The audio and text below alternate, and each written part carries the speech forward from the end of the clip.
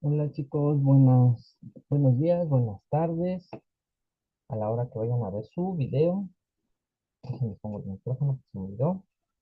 Eh, pues muchas felicidades porque ya terminamos el primer cuatrimestre y vamos por el segundo. ¿Sale? Vamos a ver esta vez Fisio 2. Entonces vamos a continuar. Algunas cosas pues ya las vieron, ya las checaron. Entonces prácticamente ya más o menos vamos a saber de lo que andamos hablando. ¿Sale? Ahorita vamos a ver el sistema urinario y sistema reproductor masculino. ¿Sale? Entonces, para que más o menos vayamos checando. Igual, son cosas que ya más o menos saben, pero pues hay que verlas. ¿Sale? Primero les voy a poner la presentación para que vayamos checando.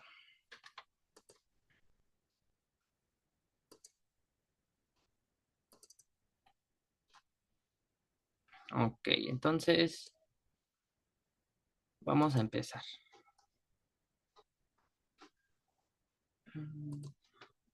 El tema, bueno, los dos temas realmente son un poco cortos, no es mucho, pero pues se puede decir que es lo más importante.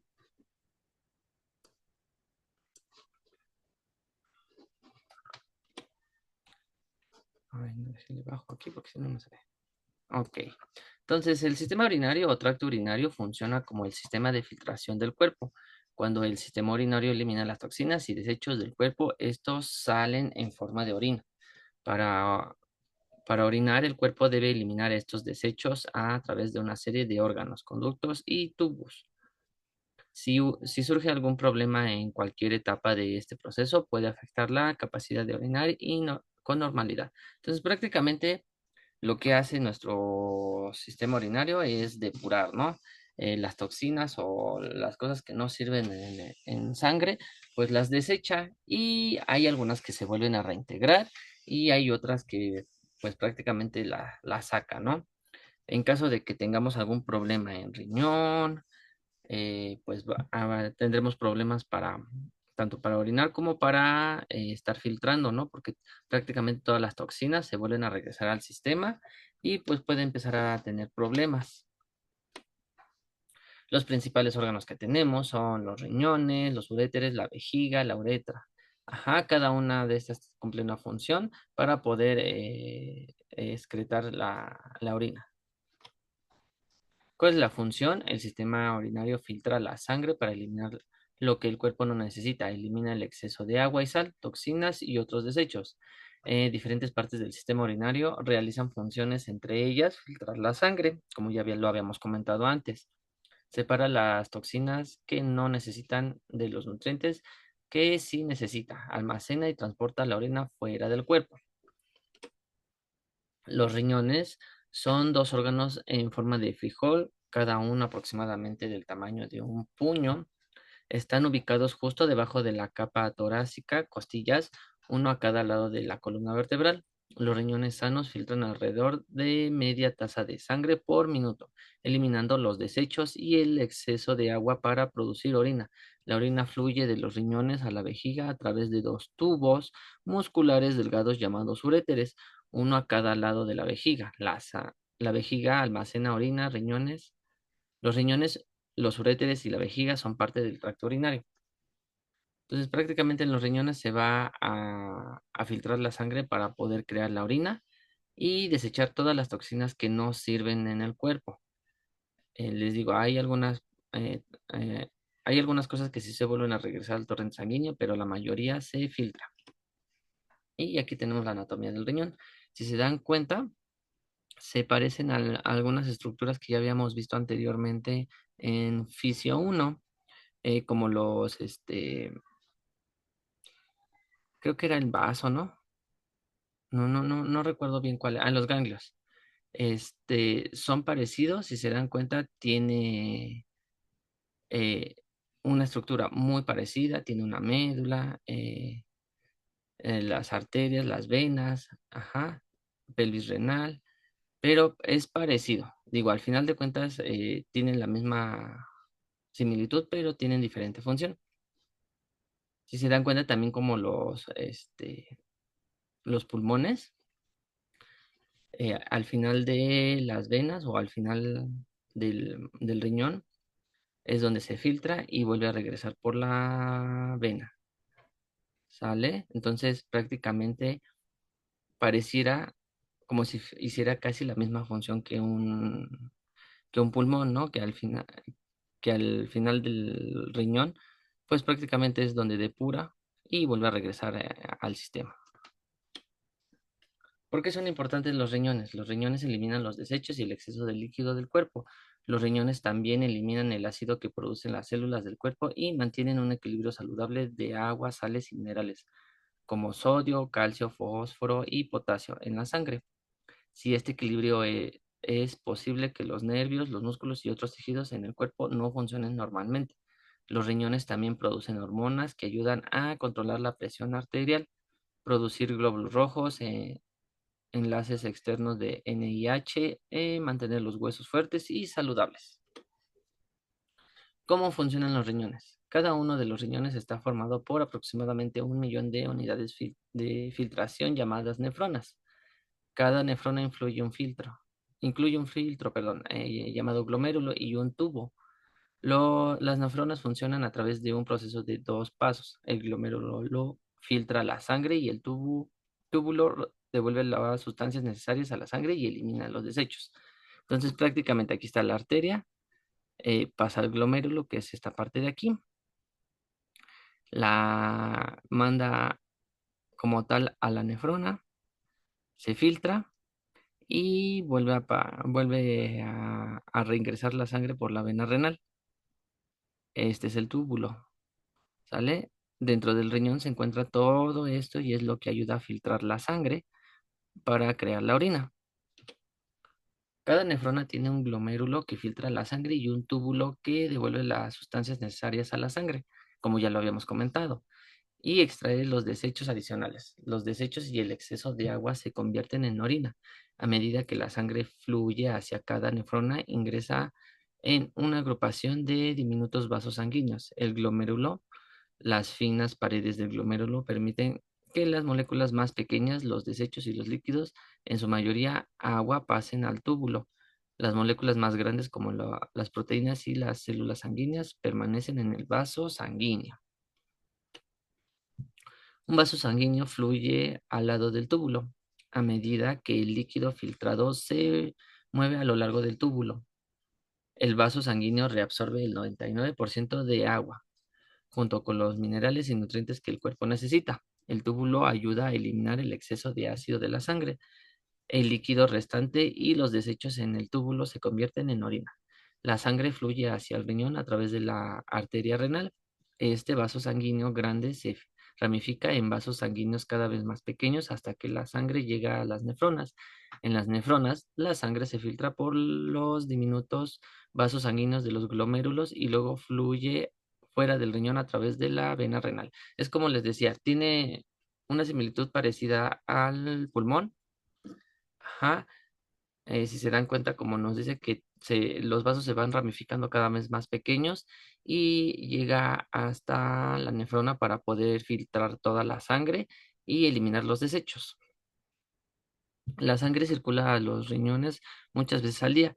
En un solo día los riñones filtran alrededor de 150 cuartos de galón de sangre. La mayor parte del agua y otras sustancias se filtran a través de los glomérulos, son devueltas a la sangre por los túbulos. Solo de 1 a 2 cuartos de galón se convierten en orina. La sangre se filtra, fluye hacia los riñones a través de la arteria renal, que sería esta mera, la rojita, ¿sale? Y si se dan cuenta, se distribuye por todo el riñón hasta que se hacen los vasitos más pequeños todavía. Ajá. Y es aquí en la parte, se puede ser más, más adentro, se filtra, ajá, aquí. Y la sangre filtrada sale por la vena renal. Entonces, ya que está filtrada, vuelve a regresar a la vena, que es lo azulito, de todas, y vuelve a salir a la vena y se reingresa al cuerpo. El uréter transporta la orina desde los riñones hasta la vejiga. Entonces, ya que la filtra aquí en estas partecitas de aquí, sale la orina y la vierte al uréter para poderla llevar fuera del cuerpo. Los uréteres son dos estructuras bilaterales, musculares y tubulares responsables de transportar la orina desde los riñones a la vejiga. Entonces, ya que está filtrada, ya la filtramos, la sangre y todo, se creó la orina y la vierte a los dos uréteres. Bajan los dos uréteres. De aquí la lleva hacia la vejiga donde se almacena para almacenamiento y posterior excreción. Luego de que la sangre está filtrada en los riñones, el filtrado pasa por una serie de procesos de absorción y exudación a través de los túbulos contorneados. El líquido restante pasa a los túbulos colectores desde donde la orina pasa por los cálices renales a la pelvis renal, que marca el inicio de los uréteres. La vascularización de los mismos proviene directa e indirectamente de la aorta abdominal. Los uréteres son túbulos musculares con forma de S que transportan la orina desde los riñones hasta la vejiga urinaria. Cada uréter mide aproximadamente 25 centímetros. En su origen renal, pelvis renal, son más anchos y van estrechándose progresivamente mientras ingresan a la vejiga urinaria en la cavidad de la pelvis menor. Basados en su trayecto, los uréteres presentan dos porciones, una porción abdominal y otra pélvica. ¿Sale? Entonces, aquí volvemos, aquí están los riñones, está la vena y la arteria. Si se dan cuenta, vuelve al torrente sanguíneo y de aquí bajan a la vejiga, ¿no? Sale, aquí se encuentra la vejiga, aquí la va almacenando y pues llega el punto de que se llena tanto que necesita vaciarse, ¿no? Los uréteres dejan los riñones posterior a los vasos renales. Ambos uréteres pasan inferiormente por la cara abdominal del psoas mayor, junto con el nervio genitofemoral por detrás y los vasos gonadales por delante. A medida que el uréter derecho transcurre hacia la vejiga, este toma un trayecto posterior al duodeno y más abajo entra en cercanía con ramas de los vasos mesentéricos superiores. El uréter izquierdo, sin embargo, transcurre lateralmente a los vasos mesentéricos inferiores y subsecuentemente entra en cercanía con sus ramas. Eventualmente los vasos dejan el psoas mayor en la bifurcación de las arterias ilíacas para entrar a la pelvis menor. El uréter perfora la pared de la vejiga urinaria en dirección lateral a medial y de posterior a anterior. Es decir, su entrada posee dirección oblicua formando el orificio uretral en la vejiga urinaria en la unión uroterovesical. Los uréteres cuentan con una red expansiva de anamastomosis para vascularización, perdón, y para drenaje venoso a lo largo de su extensión. En la terminación proximal recibe irrigación por parte de la rama uretral de la arteria renal. Existen contribuciones de la arteria ovárica, arteria testicular en los hombres, como de la rama uretral de la aorta abdominal, que irrigan el segmento medio del uréter. La porción distal recibe irrigación por parte de las ramas uretrales de las arterias vesicales superior e inferior. Son drenadas por sus venas acompañantes. Nuestra vejiga es un órgano que recolecta orina. Luego de que ésta haya sido filtrada por los riñones, donde los iones son reabsorbidos según la demanda fisiológica a través de mecanismos de retroalimentación encontrados en el organismo y una de las nefronas de los riñones, como en la mácula densa. A modo general, la vejiga es un órgano hueco muscular elástico,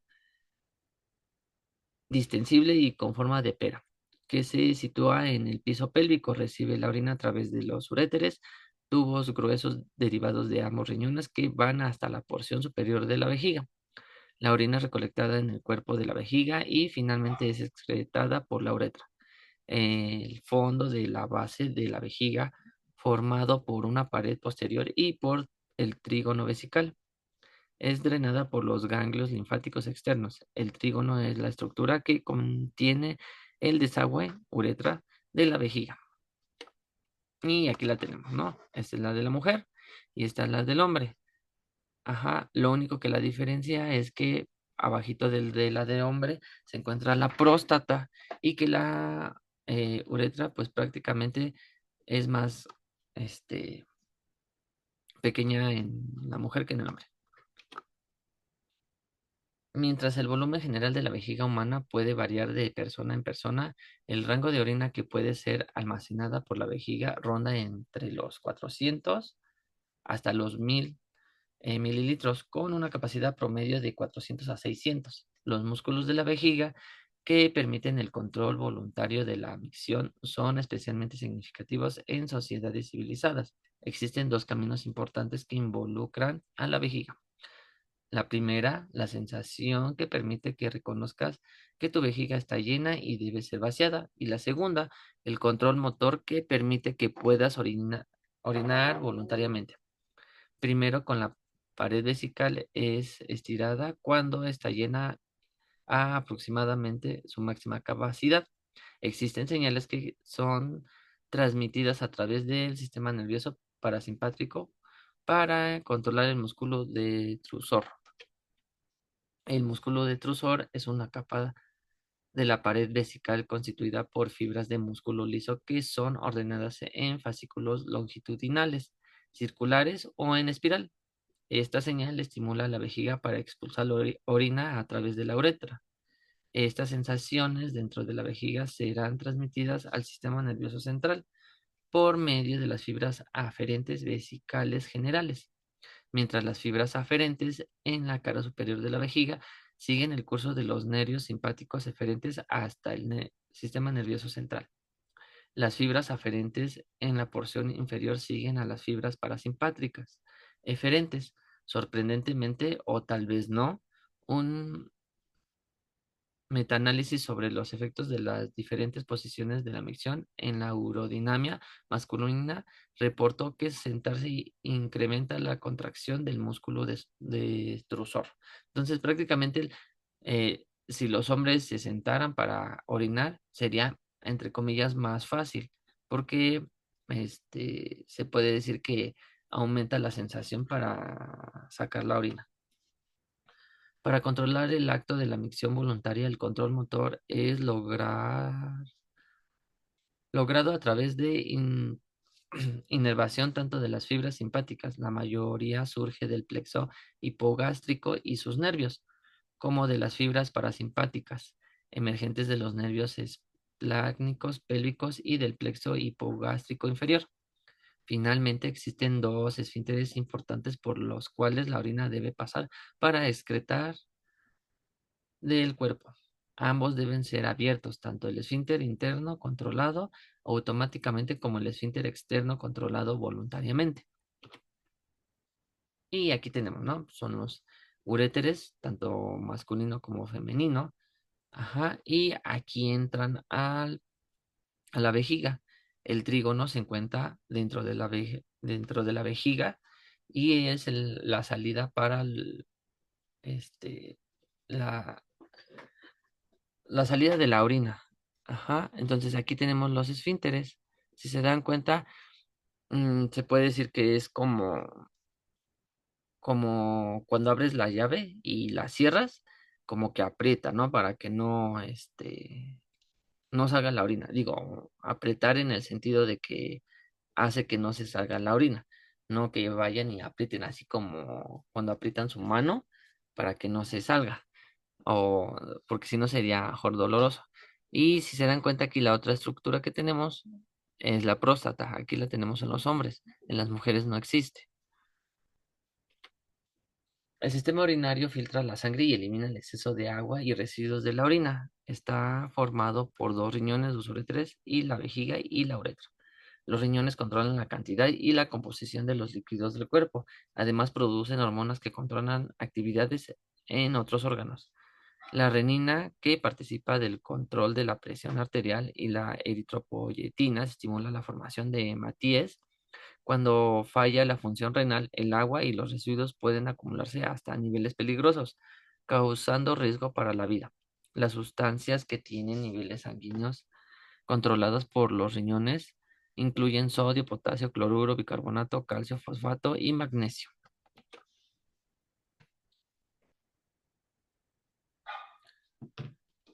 La creatinina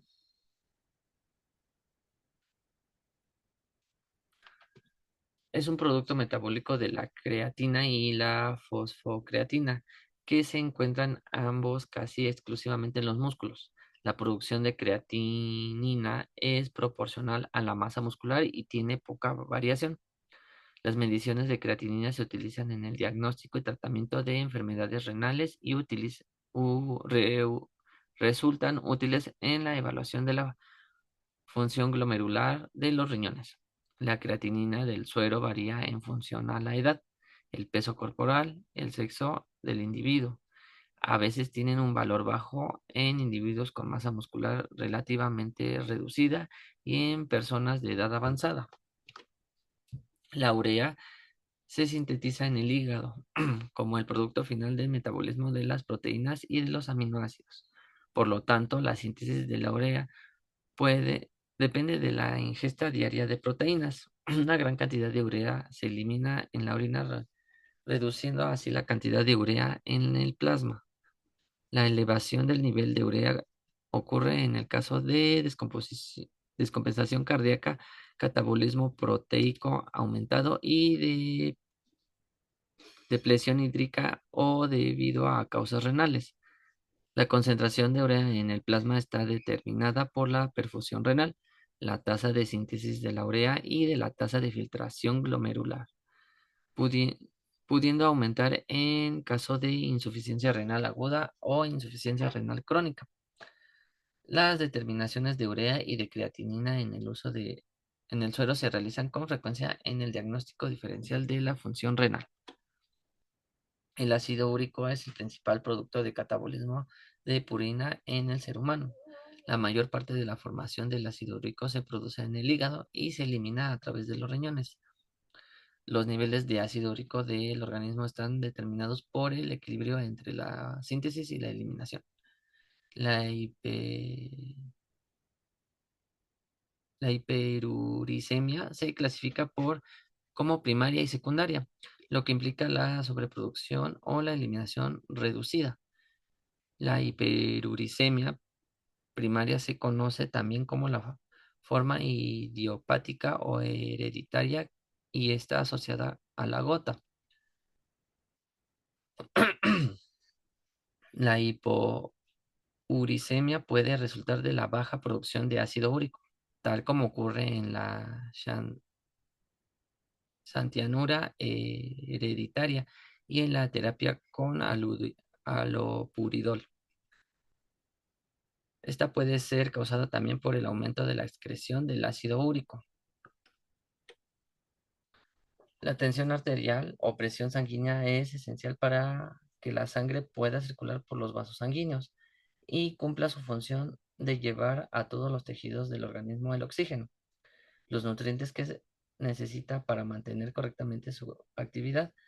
Se puede definir como la fuerza de la sangre que ejerce sobre las paredes de las arterias, que es más alta presión sistólica cuando el corazón la bombea hacia las arterias y más baja presión diastólica entre un latido y otro del músculo cardíaco. Y tenemos varios tipos de tensión. Hipotensión o tensión baja causa cuando se produce una caída de 20 milímetros de mercurio sobre los valores que se tienen habitualmente.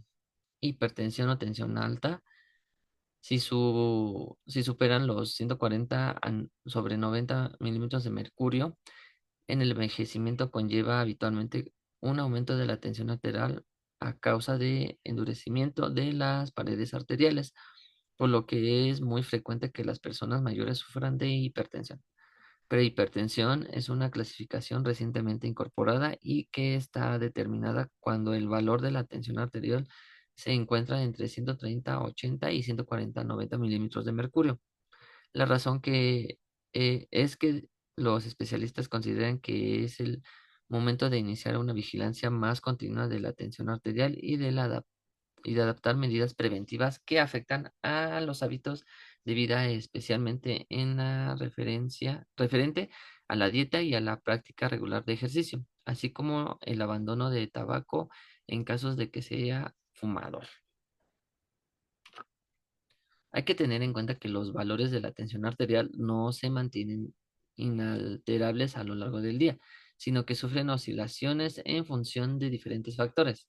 Esta clasificación define la existencia o no de estados patológicos. Sin embargo, hay situaciones en las que se puede producir una elevación o disminución puntual de la tensión arterial que no suponen necesariamente la existencia de un problema de tensión arterial. La tensión arterial alta hace que el corazón trabaje más duro y con el tiempo pueda dañar los vasos sanguíneos con todo el cuerpo, del todo el cuerpo. Si los vasos sanguíneos de los riñones se dañan, es posible que dejen de eliminar los desechos y el exceso de líquido del cuerpo. Entonces puede que el exceso de líquido y los vasos sanguíneos aumenten aún más la presión arterial en un ciclo peligroso. Ok, entonces vamos a checar esto. Aquí está.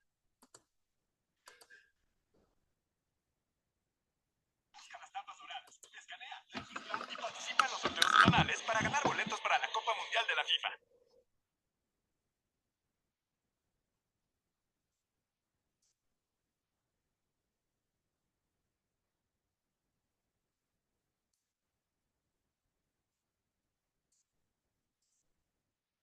Acerca de los sistemas del cuerpo humano. Y el turno le corresponde al sistema urinario. ¿Qué vamos a aprender? Mire, vamos a aprender qué es el sistema urinario y por qué es tan importante. Vamos a conocer en detalle cada una de las partes que conforman al sistema urinario y aprenderemos cuáles son algunas de las enfermedades que afectan a este sistema y cómo podemos cuidarlo. Entonces empecemos bien. ¿Qué es el sistema urinario y por qué es tan importante?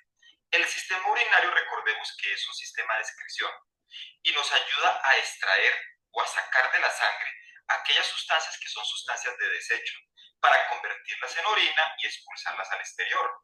De esa forma se va a mantener la homeostasis o el equilibrio interno dentro del cuerpo. Pero, ¿por qué es importante el sistema urinario? Tenemos tres razones por las que es tan importante el sistema urinario.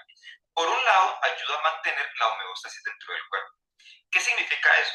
Cuando nuestras células se alimentan, toman sustancias nutritivas, les van a hacer un proceso que se llama metabolismo. A partir del metabolismo, la célula va a producir algunas sustancias nutritivas y va a producir también energía. Pero el metabolismo también produce unos desechos. Cuando esos desechos se almacenan dentro de la célula, afectan la homeostasis, el equilibrio dentro de la célula. Así que la célula empieza a expulsar esas sustancias hacia el sistema sanguíneo. Pero ahora entonces lo que se afecta es el equilibrio dentro del sistema sanguíneo, es decir, la homeostasis de nuestro sistema circulatorio. Ahí es donde el sistema urinario va a recoger esas sustancias de desecho y las va a llevar al exterior. Entonces, primera función, ayuda a mantener la homeostasis. Segunda función, ayuda a expulsar al exterior en forma de orina aquellas sustancias que nuestro cuerpo ya no necesita. Y por último, ayuda a la reabsorción. Si en la orina, en la formación de la orina, se están perdiendo algunas sustancias nutritivas, pues el sistema urinario se va a encargar de recuperarlas para que vuelvan a nuestro sistema sanguíneo y de esa forma las podamos utilizar. Pero, ¿cómo hace todo esto el sistema urinario? Para poderlo comprender, vamos primero que todo entonces a conocer cuáles son las partes del sistema urinario y cómo funcionan. El sistema urinario está formado por dos órganos que se llaman los riñones. Después de los riñones tenemos los uréteres, tenemos la vejiga y al final tenemos un tubo que se llama la uretra, que es el que se encarga de expulsar la orina hacia el exterior. Pero empecemos hablando de los riñones.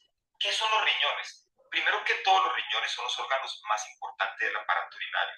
Todos son importantes, pero el riñón es el más importante de todos. ¿Qué es un riñón? Miren, los riñones son dos órganos que vienen en forma de frijol, como usted puede ver acá, y se encuentran en la zona lumbar, es decir, aquí en la parte de atrás en la espalda, a un lado y a otro lado de la columna vertebral. Pueden medir entre 10 y 12 centímetros de largo. Eso depende del tamaño de la persona. Pueden tener entre 6 y 8 centímetros de ancho y aproximadamente 2 centímetros y medio de grosor. Los riñones, pues como ustedes pueden notar, generalmente uno se encuentra más abajo, que es el derecho. Eso se debe a que en esta parte de nuestro cuerpo tenemos el hígado. Eso hace que el riñón derecho esté un poquitico más abajo que el riñón izquierdo. ¿Qué funciones van a desempeñar los riñones? Y los riñones tienen muchas funciones. Por un lado, nos ayuda a mantener el equilibrio de los iones dentro de nuestro cuerpo. Nuestro cuerpo contiene iones sodio, iones potasio, iones cloro y iones calcio. Y esos iones son muy importantes, pero cuando hay demasiado dentro de nuestro cuerpo se afecta el equilibrio. Así que el riñón va a ayudar a mantener el equilibrio. Nuestra sangre debe tener un pH que debe estar entre 6 y 7,5. Recordemos que el pH nos va a indicar si la sangre está muy ácida o está muy básica.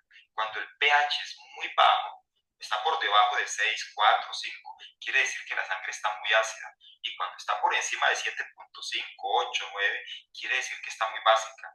Así que los riñones se van a encargar de regular el pH. Los riñones además también son los encargados de formar la orina, que es donde se van a expulsar todas las sustancias que ya no le sirven al cuerpo. ¿Qué es la orina? Mire, la orina es un líquido incoloro tirando amarillento y está lleno de sales minerales y de algunos iones que el cuerpo está excretando.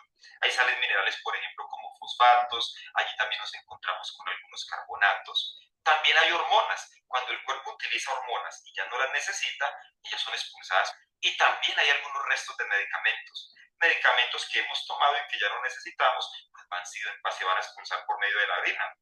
La orina en su mayoría va a contener agua. Todas estas sustancias que estamos hablando se encuentran disueltas en agua. Esa es la composición de la orina. Y algo muy importante, la orina también tiene ácido úrico y tiene urea.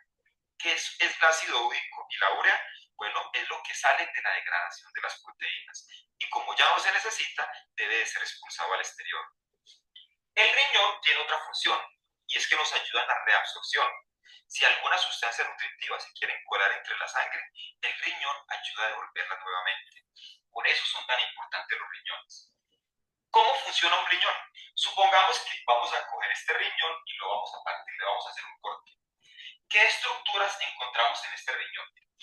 Por un lado nos vamos a encontrar con la parte de afuera, la parte más externa, recibe el nombre de la corteza renal. Si notan, es la que está entre estas líneas azules y rojas y la línea del final. Esta es la corteza renal. La parte que tenemos acá, que es la parte media, recibe el nombre de la médula renal. Y estas formaciones que parecen como copitas, parecen cáliz, se les va a conocer con el nombre de cáliz renal. Y esta parte que usted ve aquí en color naranja, que es donde llegan todos los cálices, se le conoce con el nombre de la pelvis renal. Luego de la pelvis renal nos vamos a encontrar con esta prolongación que recibe el nombre de uréter. ¿Qué más nos vamos a encontrar en un riñón? Nos vamos a encontrar también con una arteria, se llama la arteria renal. La arteria renal es la que tenemos acá y es la que se va a encargar de conducir al sistema urinario la sangre que proviene de nuestro cuerpo. Recuerde que las arterias se representan en color rojo porque están cargadas de oxígeno que le van a llevar a todas las células del cuerpo. Esa sangre que pasa por la arteria está llena de sustancias nutritivas que le van a servir también al riñón. Pero además de eso, ahí también se van a encontrar todas las sustancias de desecho que la sangre ha ido recogiendo del metabolismo de todas las células. Una vez que la arteria renal ingresa al riñón, se va a dividir en arterias más pequeñas, se llaman arteriolas renales. Y las arteriolas renales luego se van a dividir en vasitos delgaditos más pequeñitos que se conocen como capilares sanguíneos. Esos capilares sanguíneos que provienen de las arterias luego se van a unir a los capilares sanguíneos que van a formar las venas. Aquellos que provienen de las arterias se unen con los que van a formar las venas. Y esos capilares que van a formar las venas empiezan a formar vénulas y luego las vénulas empiezan a formar la vena renal. La vena renal es la que va a sacar la sangre de los riñones, pero ya es una sangre limpia. Las venas se representan de color azul porque tienen sangre llena de dióxido de carbono. Entonces esa sangre va a empezar a viajar por todo el cuerpo para recuperar los nutrientes y para llevarle más nutrientes al cuerpo. Mi trabajo es fácil porque uso Clica. Así es como llevo el control de todas mis tareas. Empiezo vaciando todo lo ¿Qué es lo más importante que hay dentro de los riñones? Hay unas estructuras que nos vamos a encontrar aquí, entre las vénulas y las arteriolas. Esas partículas o esos organitos que nos encontramos allí reciben el nombre de nefronas. Usted lo puede ver aquí un poco más grande. Y son muy importantes, ¿por qué? Porque en últimas ellos son los que se van a encargar de purificar la sangre. Es decir, de extraer todos los desechos que se encuentran en las Es lo arterias que ya habíamos y visto en volver las a las diapositivas. venas Si se dan sangre que se cuenta, es encuentra ya limpia. prácticamente lo Entonces, mismo. si queremos Darle saber cómo función que funciona el hace el riñón, riñón debemos de por comprender dentro. cómo funcionan las nefronas. Vamos a tener en cuenta algo. En el cuerpo nos podemos encontrar, en un riñón, nos podemos encontrar aproximadamente con 1 millón de nefronas. O sea que aunque aquí se ve grandecita, realmente son diminutas. Y como tenemos 2 riñones, quiere decir que tenemos aproximadamente 2 millones de nefronas. ¿Cómo es una nefrona? Mire, una nefrona va a estar conformada por 2 partes. Acá tenemos el dibujo de una nefrona. Está conformada por el glomérulo y por esta parte verde que usted ve acá, que se le conoce como el nombre del túbulo. Entonces, ¿qué es el glomérulo? Una vez que las arteriolas pasan por aquí, pasan por el túbulo, se van a dividir o van a sacar unas prolongaciones que son capilares sanguíneos. Esos capilares sanguíneos van a formar una red, como si fuera un madero. Y eso que tenemos aquí, esta red de vasos sanguíneos, se le conoce con el nombre de glomérulo. ¿Qué va a pasar aquí? La sangre que se encuentra en esta red de vasos va a empezar a destilar, va a empezar a filtrar aquellas sustancias de desecho con las que viene la sangre y van a empezar a caer en esta parte del túbulo. Recordemos que el túbulo tiene 4 segmentos. El primer segmento es el que usted ve aquí y recibe el nombre de la cápsula de Bowman. ¿Qué va a hacer la cápsula de Bowman? Pues va a recoger todo ese filtrado que proviene de la sangre. Luego ese filtrado va a pasar de la cápsula de Bowman, va a pasar a este túbulo que se llama el túbulo proximal. Esa es la segunda sección. El túbulo proximal, aunque no lo dibujamos allí, no te lo en la figura, está rodeado de vasitos sanguíneos, de capilares sanguíneos. ¿Cuál es el objetivo? El objetivo es que si alguna sustancia de desecho, porque note que aquí nuevamente sale la sangre, no logró filtrarse bien acá, todavía puede pasar del capilar sanguíneo, puede pasar al túbulo proximal. Y si aquí se nos fue alguna sustancia nutritiva, aminoácidos, azúcares, esas sustancias pueden pasar del tubo proximal, pueden pasar al capilar sanguíneo. O sea que pueden todavía pasar desechos y todavía podemos devolver sustancias nutritivas. Luego la sustancia que pasamos por acá, que con el tiempo se va a convertir en la orina, sigue su camino y va a llegar a esta prolongación que se llama el asa de Henle. En el asa de Henle la orina se va a concentrar, empieza a salir los excesos de agua, van a volver nuevamente al sistema circulatorio y el producido, que ya prácticamente es la orina, ahora va a pasar a este tubo. Este tubo se llama el túbulo o el tubo distal y este también va a estar rodeado de vasos sanguíneos. ¿Qué quiere decir eso? Eso quiere decir que todavía algunas sustancias de desecho que están en la sangre todavía pueden devolverse nuevamente, pueden pasar a la orina. Y si en la orina tenemos algunas sustancias nutritivas todavía, pueden ser reabsorbidas nuevamente por la sangre. Al final, ese producto va a pasar a este conducto que se llama el conducto recolector y ya prácticamente se ha formado la orina. Ese conducto recolector va a pasar su producido aquí a los cálices. En los cálices renales se empieza a amontonar entonces la orina en todos los cálices y luego ese producto va a pasar a la pelvis renal. O sea que la orina pasa a la pelvis renal y de la pelvis renal va a pasar ahora a este conducto que son los uréteres. Ahora viene una pregunta bien interesante. ¿Y qué pasó con la sangre que ha sido purificada? Note que aquí tenemos unos capilares sanguíneos que van en color rojo, pero poco a poco se convierten en color azul. Resulta que la sangre que ha sido purificada y que ya ha reabsorbido sus nutrientes empieza a convertirse en unos capilares de color azul. ¿Por qué de color azul? Porque aquí los capilares provienen de las arterias, pero ahora estos capilares se van a convertir en vénulas. Y las vénulas van a llegar a la vena renal. ¿Cuál es la vena renal? Esta. De esa forma, la sangre que ingresó y se purificó, ahora va a salir limpia, va a salir purificada, pero no va a salir por una arteria, porque se combinaría otra vez con la sangre con desechos, sino que va a salir por la vena renal. Y ahora esa sangre se va a distribuir por todo el cuerpo y está lista para cargarse nuevamente de nutrientes y entregárselo a las células para que puedan hacer metabolismo. Y luego volver a recoger las sustancias de desecho y llevarlas al riñón, pero por medio de una arteria. De esa forma se habrá purificado la sangre. Viene otra pregunta. ¿Qué va a pasar entonces con la orina que se formó? Bueno, va a pasar por este conducto que es el uréter. Recordemos que los uréteres pueden tener entre 25 y 30 centímetros de largo y van a conducir la orina del riñón hasta la vejiga. ¿Qué es la vejiga? La vejiga es un músculo elástico, tiene una capacidad de aproximadamente medio litro de orina o 500 centímetros cúbicos y la orina se va a empezar a almacenar en la vejiga. Cuando ya está en su capacidad máxima, ahí es cuando vamos a sentir los deseos de orinar, pero no nos vamos a hacer pipí en los pantalones. ¿Y por qué no? Porque aquí entre la vejiga y entre la uretra hay un anillito. Ese anillito se le conoce como el esfínter uretral. Es un músculo estriado. Los músculos estriados, recuerden que se mueven con el control consciente del cuerpo. ¿Qué significa? Que no nos vamos a orinar en cualquier parte, sino que va a ser cuando nosotros le demos la orden. Cuando estemos en el lugar correcto para poder descargar la orina, ahí le vamos a dar la orden. Ojalá no estemos en mitad de un sueño, pero entonces cuando le damos la orden, él se abre. Y ya la orina va a pasar al último conducto, que se llama la uretra. Este conducto va a expulsar la orina hacia el exterior. A eso se le conoce con el nombre de micción. Uno le dice orinar, hacer pipí, pero en biología se le llama hacer micción. Así es como hicimos que nuestro flujo de trabajo empiece a fluir con Monday.com. Le dio a nuestro equipo un espacio de trabajo central donde podemos gestionar fácilmente todos los flujos de trabajo, los archivos. La uretra va a variar entre los hombres y las mujeres. En la mujer la uretra puede tener entre 4 y 5 centímetros de largo y solamente le sirve para hacer micción, para orinar.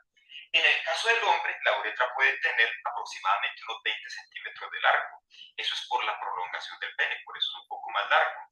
Y en el hombre va a cumplir dos funciones. O sea, no solamente sirve para hacer la micción, sino también para hacer la misión de eyacular. Es decir, de dejar los espermatozoides dentro del aparato reproductor femenino. Por eso la uretra es diferente en el hombre. Por eso es más larga y va a cumplir siempre con dos funciones. Bueno, ahora vamos a hablar un poco acerca de qué puede afectar a nuestros riñones, qué puede afectar a nuestro sistema urinario.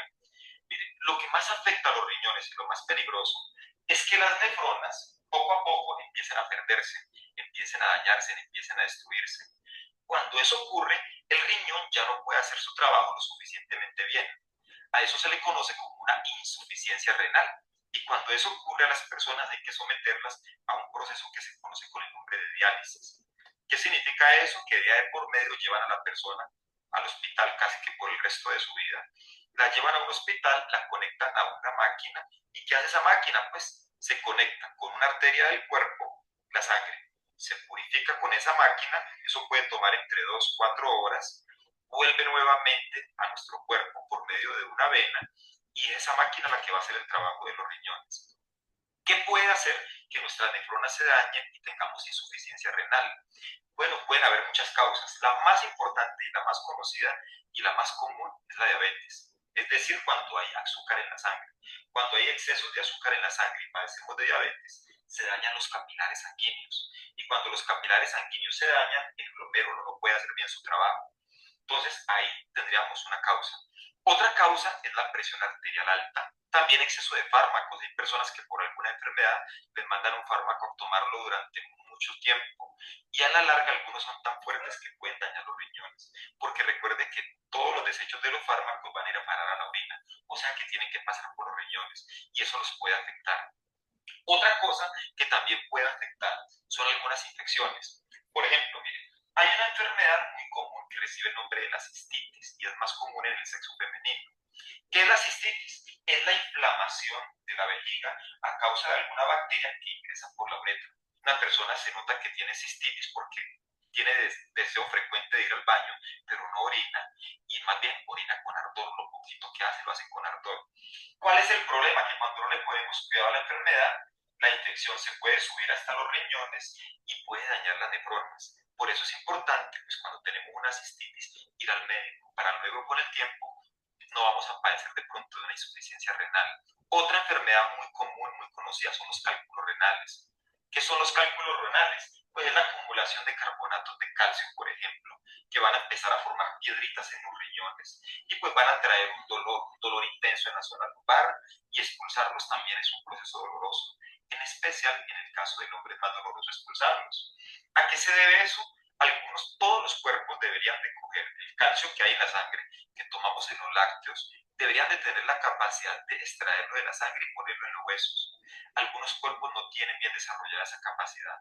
Así que el calcio no se extrae lo suficientemente bien de la sangre y como en algún momento la sangre tiene que pasar por el riñón para ser limpiada, ese calcio se empieza a amontonar y ahí es cuando se forman los cálculos renales. Bueno, ¿qué podemos hacer para tener en buen estado nuestro sistema urinario? Entonces, por un lado, cuidémonos del azúcar, ya que la diabetes es una de las causas por las cuales más se nos dañan los riñones. Cuidemos nuestra presión arterial. Eso implica, pues, no comer demasiadas grasas y bajarle el consumo, por ejemplo, de sal. El consumo alto de sal afecta mucho los riñones y afecta la presión arterial. Si tenemos una infección, vamos al médico antes de que se nos suban los riñones. Y lo más importante, tomar mucha agua porque el agua disuelve los iones para que no sean tan fuertes para nuestros riñones. Bueno, espero que esta clase haya sido de tu agrado. Sale, chicos. Si se dan cuenta, pues es prácticamente lo que vimos en las diapositivas. Eh, Aquí ya viene como que un poquito más explicado en el sentido de que hasta enfermedades nos dicen, ¿no?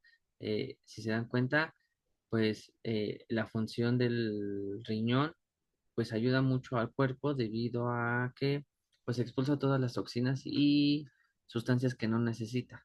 Ajá, si hay algún nutriente que todavía está en la etapa de filtración, pues lo vuelve a regresar a la sangre, este, porque a lo mejor lo necesita, ¿no? Como dice en el video, muchas veces no filtra como tal todo y es cuando se empiezan a hacer las piedritas en el riñón, empieza a haber una infección, entonces todo eso tiene que ver. En un grupo yo les decía, digo, es que tampoco es, porque me ha tocado, tampoco es bueno estar tome y tome agua todo el día, porque igual hace que el riñón trabaje de más y está trabaja y trabaja y trabaja y trabaja y en lugar de ayudar a hidratarnos el agua, nos va a empezar a deshidratar. Entonces, eso no debe de ser, chicos. Debemos de saber cómo cuidar nuestro riñón y nuestro cuerpo para que no nos empiece a dar problemas. Permítanme.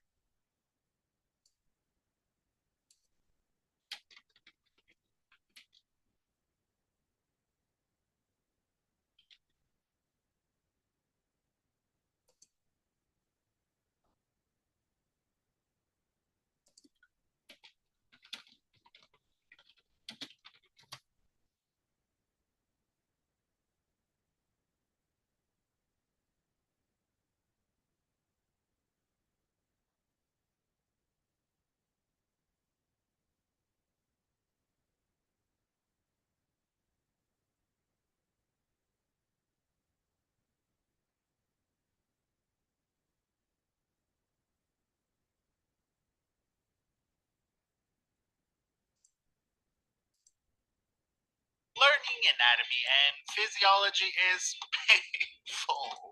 But what if you've been studying all wrong? Saludos cordiales a todos mis estudiosos anatómicos. Hoy les traigo un video acerca de la arteria y de la vena renal.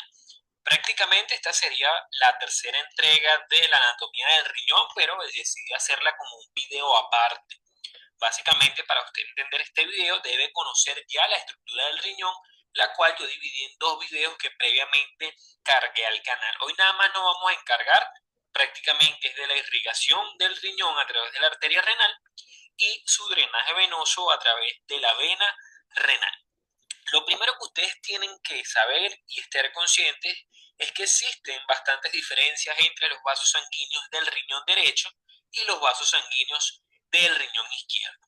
Los riñones básicamente reciben sangre de las arterias renales. Generalmente es una sola arteria renal para cada riñón. Estas arterias renales las nombramos en el video de aorta abdominal que dijimos en ese momento que eran una de las ramas viscerales y además de ser viscerales, una de las ramas pares de esa aorta abdominal.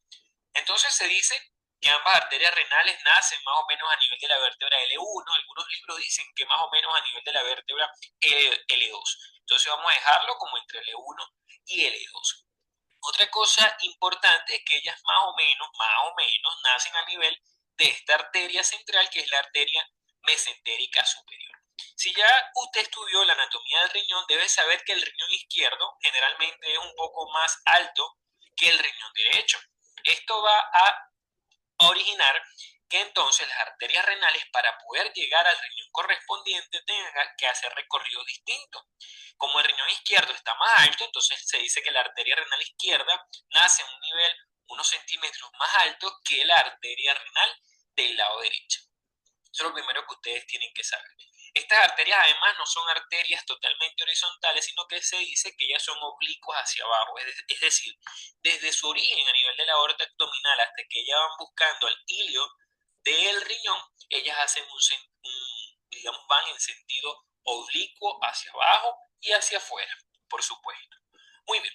Recuerden también que la arteria renal es la arteria, perdón, aorta abdominal siempre está aislado, en estrecha relación con la vena cava inferior.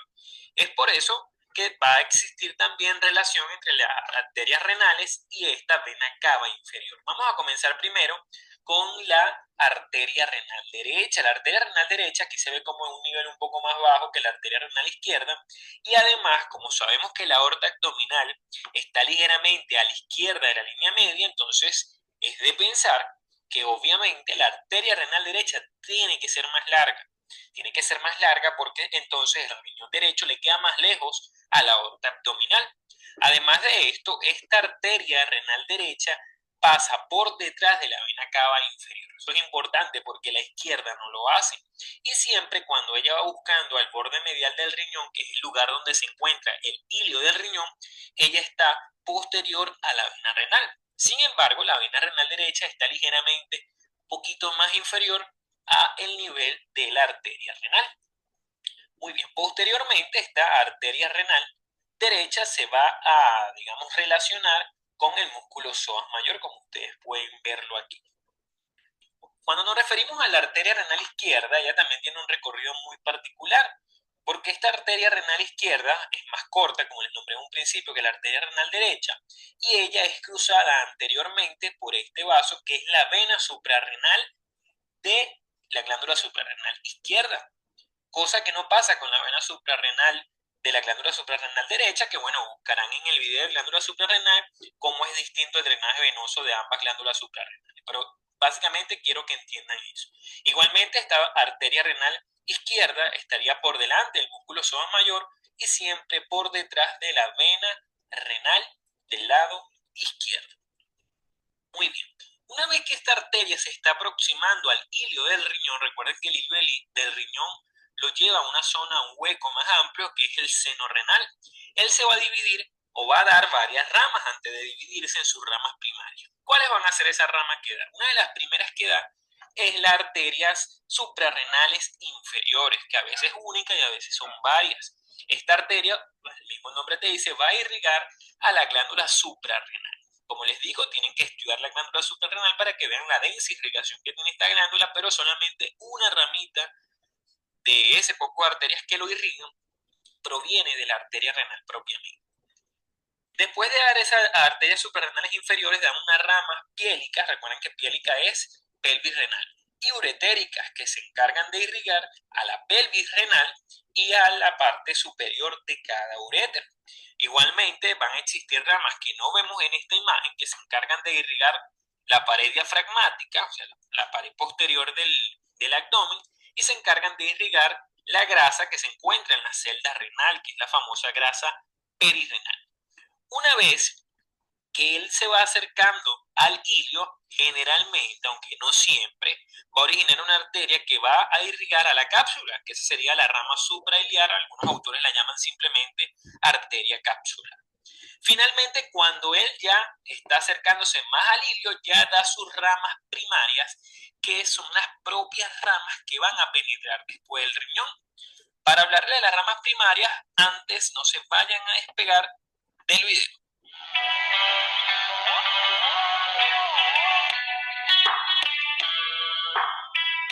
Te invito a suscribirte, aquí en la esquina inferior derecha dale clic.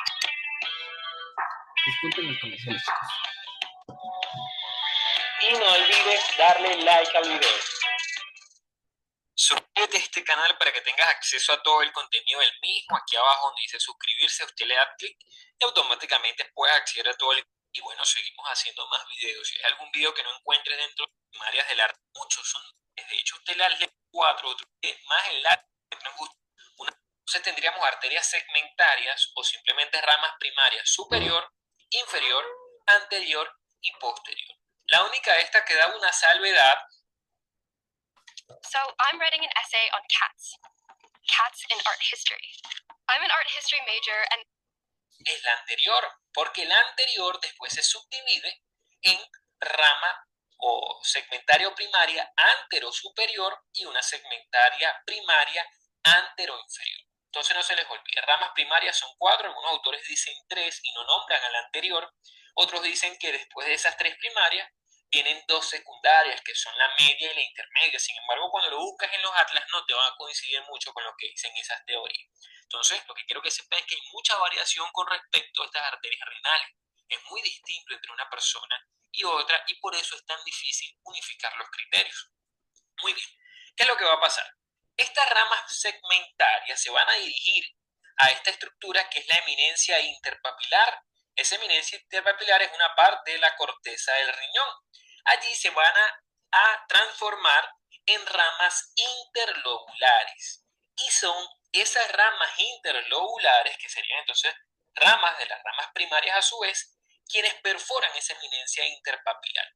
Ahora, de esas ramas o arterias interlobulares van a salir lo que se denominan las arterias arcuatas. Les explico qué es lo que va a pasar. Estas arterias interlobulares van a dar generalmente 2 ramas, a veces 3, a veces 4, que van a diverger, es decir, se van a separar y van a rodear a toda la pirámide medular, que es la pirámide de Malpighi, desde el vértice buscando hacia la base. Cuando ellas comienzan a hacer esa curvatura alrededor de la pirámide de Malpighi, es que se transforman en las arterias arciformes. Estas arterias arciformes también son llamadas arterias arcuatas porque hacen un arco. De esas arterias arcuatas, fíjense ustedes que salen unas arterias que son rectas. Estas arterias rectas las conocemos como arterias interlobulillares.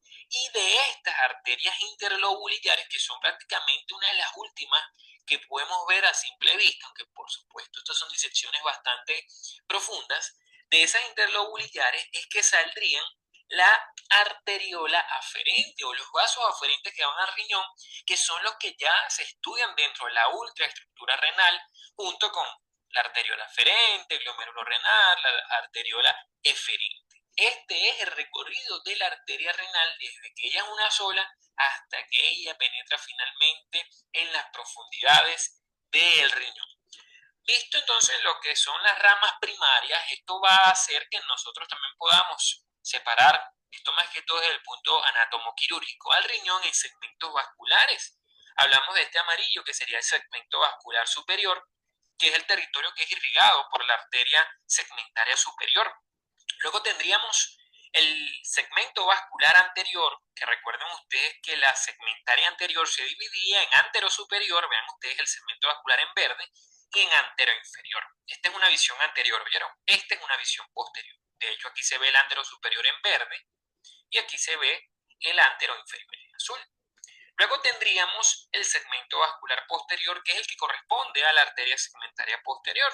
Y por último, al segmento vascular inferior, que es el que correspondería en teoría a la arteria segmentaria inferior. Es otra manera de estudiar riñón. No se las di en los videos de riñones porque necesitaba primero explicarles la irrigación. Esto es todo con respecto a la irrigación. Vamos a pasar rápidamente al drenaje venoso, que es mucho más corto y mucho más fácil de estudiar. Igualmente el riñón posee una sola vena que drena todo su contenido, toda su sangre, que serían las venas renales. Tendríamos una vena renal derecha y una vena renal izquierda.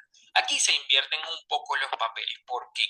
Porque estas venas renales ambas drenan en la vena cava inferior, pero como ambas venas en la vena cava inferior, la vena cava inferior está a la derecha de la línea media, es lo contrario a la arteria.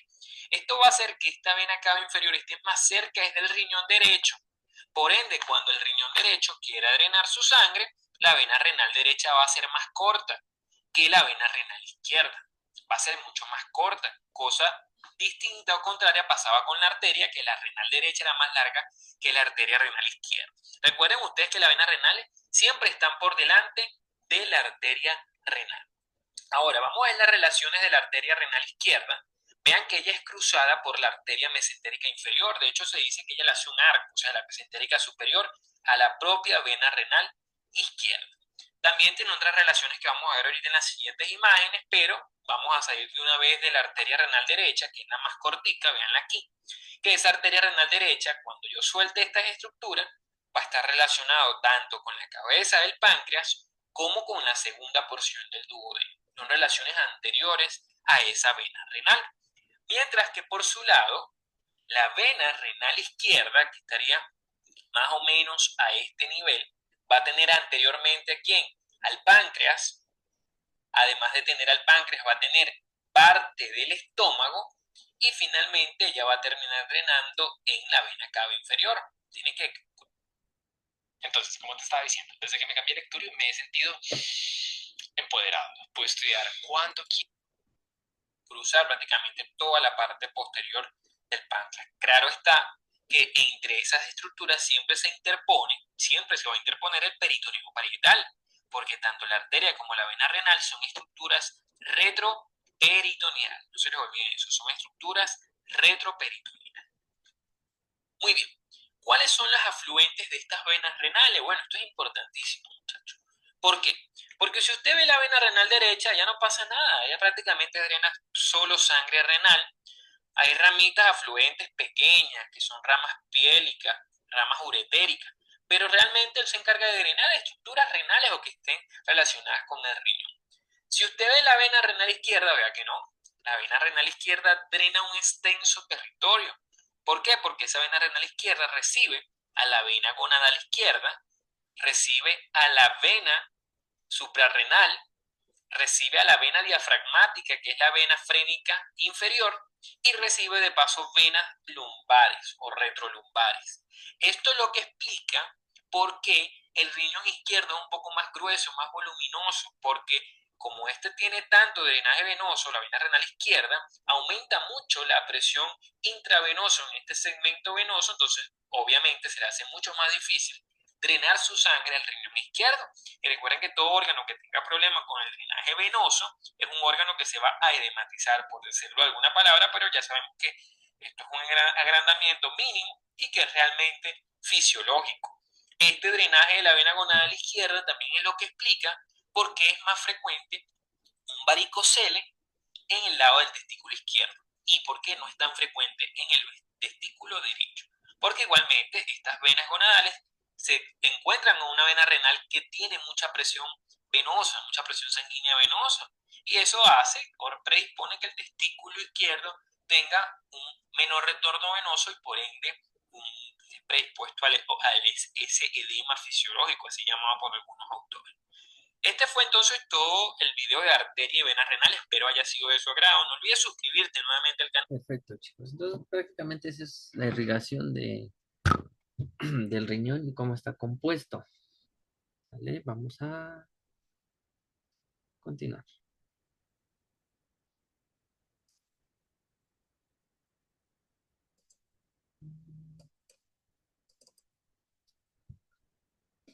Ok, entonces,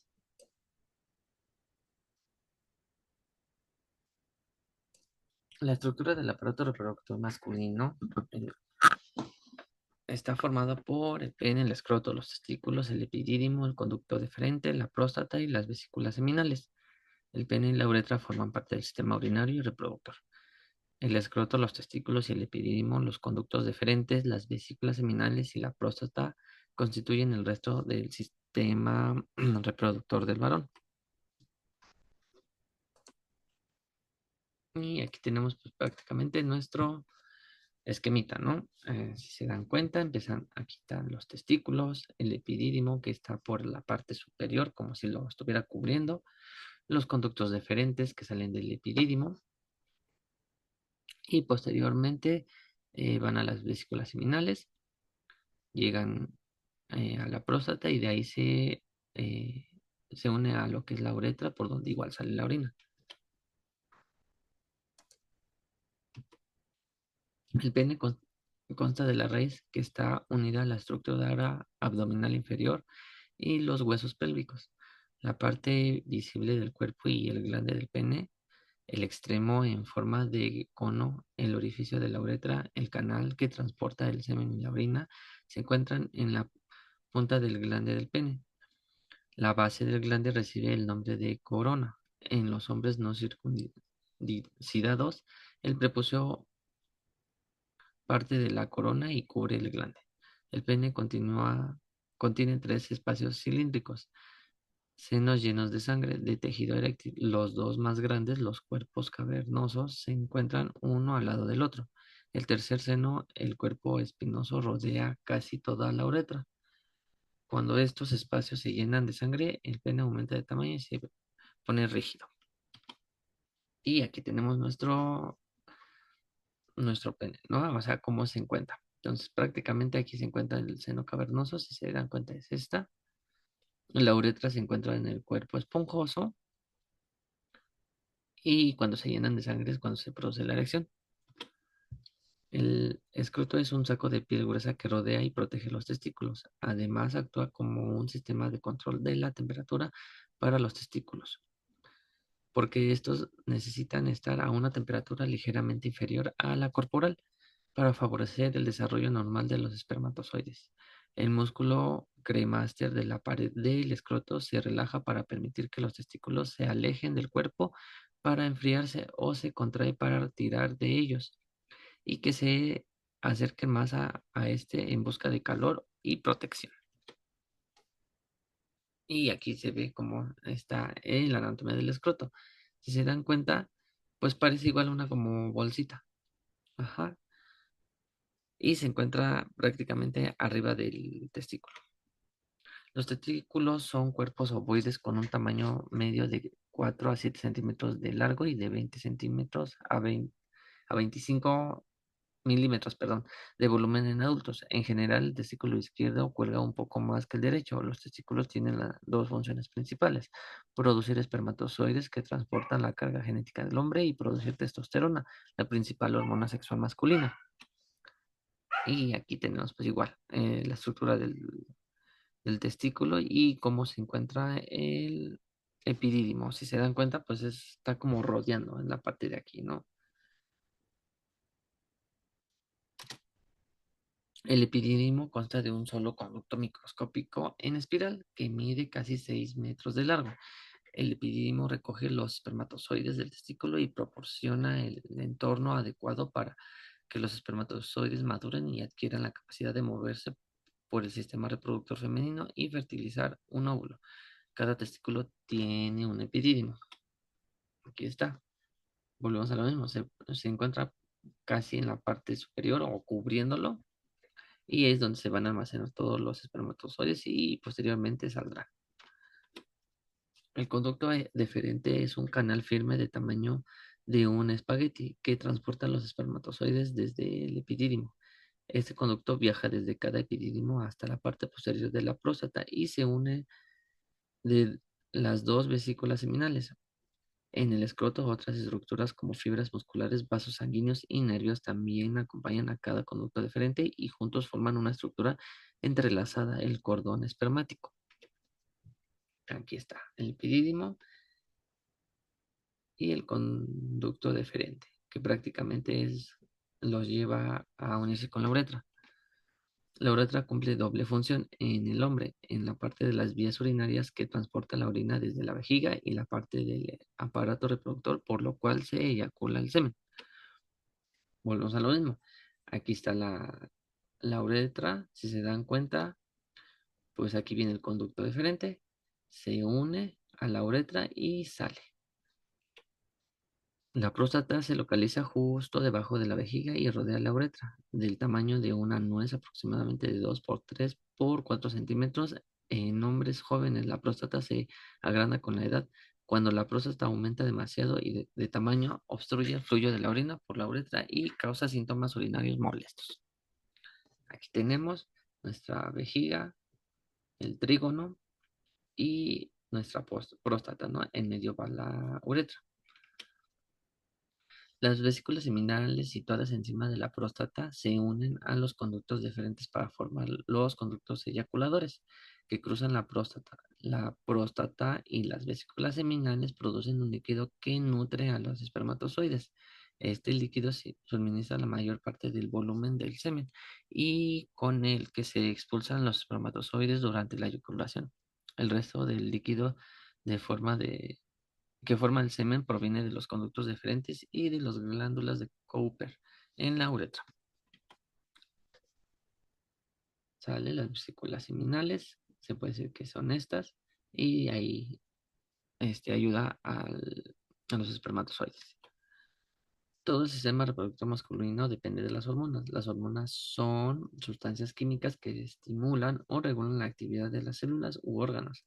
Las principales hormonas que contribuyen al funcionamiento del sistema reproductor masculino incluyen la hormona folículo estimulante, FSH. La, la hipófisis produce la FSH, es necesaria para la producción de espermatozoides o la espermatogénesis.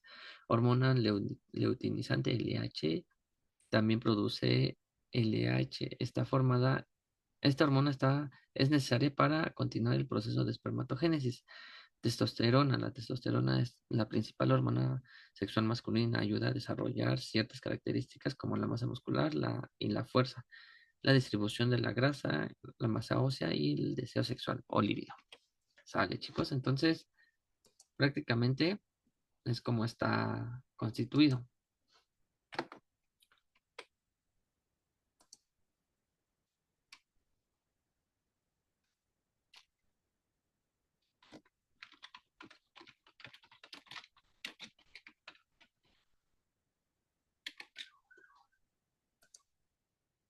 Ok, entonces.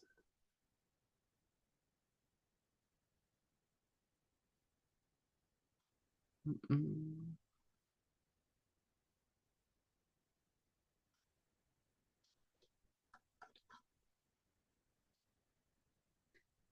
Permítanme, chicos, ¿eh?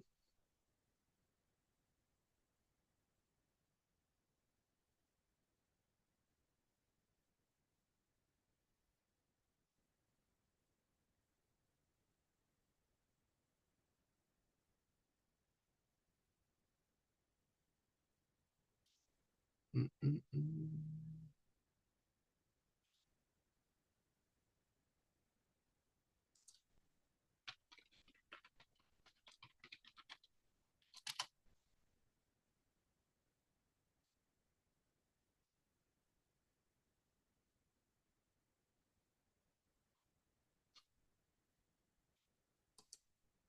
Ok.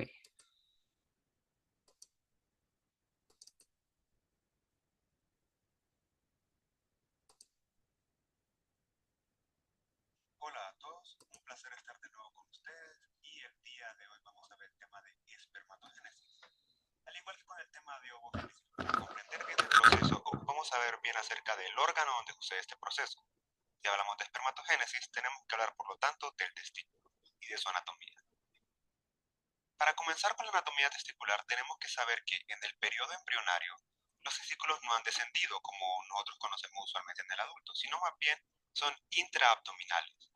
En esta imagen de la octava semana prenatal podemos encontrar unos gónadas indiferenciadas que todavía se ubican en el abdomen.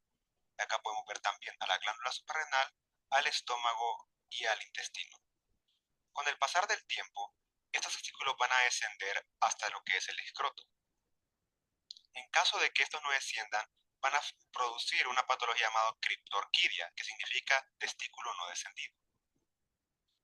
Ya en el adulto, los testículos tienen varias estructuras anexas muy importantes. Por ejemplo, tiene al escroto, que es la pequeña bolsa que rodea todos los testículos.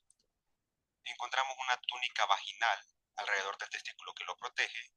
Encontramos toda una variedad de venas que se llaman el plexo pampiniforme, un músculo, el nervio para el músculo y la arteria que le irriga. Inclusive hemos encontrado un órgano anexo muy importante llamado el epidídimo, que consta de una cabeza, un cuello y una cola que rodea el testículo. Ya tiene una función muy especial de maduración y almacenamiento de espermatozoides. Claro, ustedes notarán que hay algo muy importante y A diferencia de nuestros amigos los reptiles y los pájaros, nosotros tenemos testículos extraabdominales o fuera del abdomen y ellos no tienen ese problema. Uno podría considerarlo una desventaja evolutiva considerando que es un área tan sensible a daños, pero realmente tiene una explicación lógica. Resulta que para poder producir espermatozoides se ocupan condiciones térmicas adecuadas. La temperatura del cuerpo normalmente es de 37 grados Celsius. Para que se produzcan espermatozoides de manera óptima, se ocupan 34 grados Celsius, una reducción de temperatura que no se podría conseguir si los testículos estuvieran adentro del abdomen.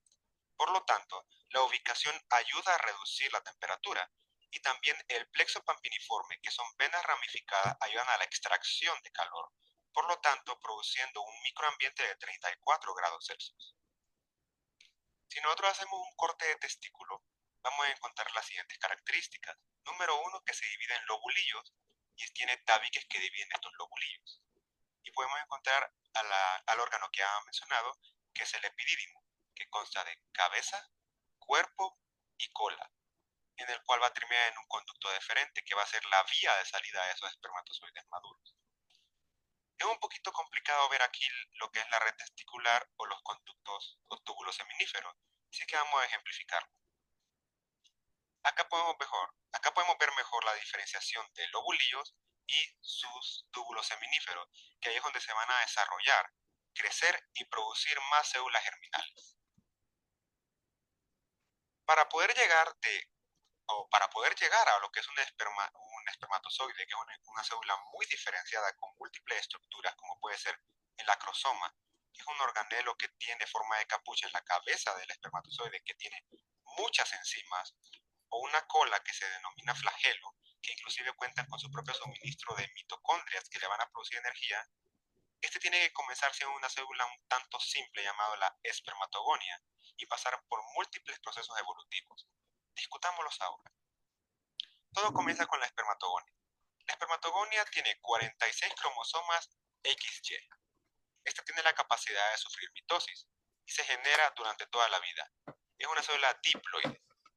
Esta célula se puede dividir a otra espermatogonia o puede pasar a un estado de maduración a un espermatocito primario. El espermatocito primario tiene una característica cromosómica de ser 46XY. Es la célula germinal más grande de todos los túbulos seminíferos. Es una célula bastante grande. No puede sufrir mitosis y es diploide porque tiene 46XY. Tenemos que mencionar algo importante y vamos a poner acá la ejemplificación de ser XY porque nos va a servir para el proceso. Algo muy interesante que sucede en el espermatocito primario es un proceso llamado sinapsis, que es que cuando hace la síntesis de cromosomas para la división, porque sí va a haber una división, solo que no va a ser mitótica, va a haber traslape de genes de un cromosoma al otro, por lo tanto creando cromosomas completamente nuevos. Eso va a ayudar para que el progénite o el hijo sea un ser completamente distinto al padre. Esto es uno de los procesos más importantes de la meiosis más adelante. Este espermatocito primario se va a dividir a espermatocitos secundarios, a 2. Va a distribuir su carga genética a 23X a una y 23Y a la otra célula. Por tanto, ahora tenemos dos células de una célula. Estas van a ser haploides debido a que solo tienen la mitad de cromosomas, pero tienen doble cromatida o cromátide. Eso va a servir para la siguiente división, en el cual va a haber una meiosis número 2. En la meiosis número 2 vamos a transformar cada una de estas células en otras dos células que se van a llamar espermátides. Las espermátides tienen 23X o 23Y. Ahora tenemos dos células que son con característica cromosómica 23Y y dos con 23X. Todas son haploides y todas contienen un código genético distinto debido a la sinapsis que sucedió hace mucho tiempo en el espermatocito primario. Y desde este lugar, estas empiezan a generar organelas especializadas. Ahora, cada espermátide va a sufrir lo que es maduración más adelante y se van a transformar en espermatozoides, que siguen siendo haploides, pero ahora tienen organelos especializados, como es el flagelo y el acrosoma. Y estos maduran y se almacenan en el epidídimo. Todo el proceso se llama espermatogénesis o espermatogenia. Y para llegar de una espermatogonia a 4 espermatozoides ocupa alrededor de 72 días. Y el proceso de maduración para que aparezcan todos estos organelos se llama espermiogenia y dura alrededor de 2 meses. Ahora sí, ocupamos ver las placas histológicas de los tejidos que vamos a ver para identificar muy bien las células que acabamos de ver anteriormente. Entonces tenemos al túbulo seminífero y al epidídimo. Comencemos con el túbulo seminífero. Acá vamos a ver una placa muy linda con pintada con hematocilina y eosina. ¿Qué características tiene? Número 1. La cubre una túnica albuginea. Es decir, que además de la túnica vaginal que miramos externamente, interna a la túnica albuginea hay otra túnica de tejido conectivo llamada túnica albuginea. Y contiene otra túnica llamada la túnica vascular, que realmente es tejido conectivo que también contiene arterias y venas, con el cual se van a alimentar todas las células de este lugar. En los túbulos seminíferos ocurre la espermatogénesis, y en ella habitan otros tipos de células, además de las células germinales que acabamos de ver. Lo primero que notarán es que, a pesar de que se llaman túbulos seminíferos, no parecen túbulos en este corte. Y eso se debe, número 1, a la forma en la que se cortaron y la perspectiva. Imagínense que a uno de los túbulos que vimos anteriormente se le da un corte de esta manera. Y la perspectiva en la cual la estamos viendo es una perspectiva superior, por lo cual lo estamos viendo desde arriba. Si lo miramos de esa manera, entonces el túbulo se mira así alrededor de lo que es un túbulo seminífero. Y por lo tanto, tenemos a túbulos enrollados sobre sí mismos, formando esta estructura que estamos viendo actualmente. Miremosla más de cerca. ¿Qué podemos ver aquí? Número 1.